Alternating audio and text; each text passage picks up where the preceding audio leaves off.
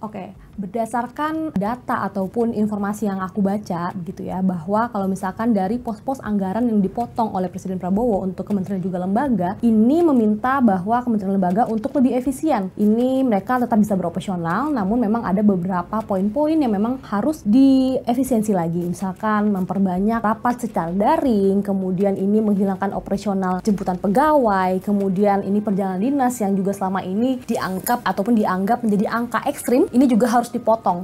Bahkan operasional kantor dari penggunaan lift, listrik, dan juga AC gitu ya, ini juga harus dipotong gitu. Karena kalau misalkan kita lihat juga kemarin bahwa beberapa kementerian sebetulnya udah melakukan itu. Kalau misalkan kamu juga nonton kemarin, ini di ATR BPN sebetulnya udah dilakukan pengurangan penggunaan AC dan juga listrik. Jadi ini tentu kita bertanya-tanya apakah ASN kita ini bisa bekerja dengan nyaman dan juga bekerja maksimal untuk kita. Selain dana operasional kantor yang dipotong, ini pemerintah juga menghimbau agar acara-acara seremonial ini mulai dikurangi, mulai dari paket meeting dan juga perjalanan dinas, ini juga harus dipotong. Sehingga ini tampaknya akan berdampak terhadap UMKM ataupun usaha-usaha vendor yang memberikan jasa kepada pemerintah. Tentu banyak ya akan ada dampaknya yang akan dirasakan oleh masyarakat kita meskipun tidak secara langsung gitu. Tidak cuma itu, dana transfer ke daerah ini juga semakin sedikit. Jadi nggak cuma menteri-menteri aja ini yang jajan yang dipotong, tapi daerah-daerah juga jadi pusing gimana mereka bisa memenuhi kebutuhan operasional daerah mereka sendiri. Lalu sebetulnya apa aja sih kementerian dan lembaga yang juga terkena dampak efisiensi anggaran yang paling besar? Yang paling pertama dan paling penting, ini adalah Ibu Kota Negara yang baru, IKN. Tentu ini menjadi pertanyaan kita semua, apakah IKN ini akan segera rampung? Karena kalau misalkan kita lihat pada tahun lalu, Presiden Jokowi ini sangat optimis untuk segera memindahkan Ibu Kota Negara ke IKN. Kalau tahun lalu juga udah mulai dilakukan upacara di IKN, tentu kita juga bertanya apakah IKN akan segera rampung dalam waktu dekat.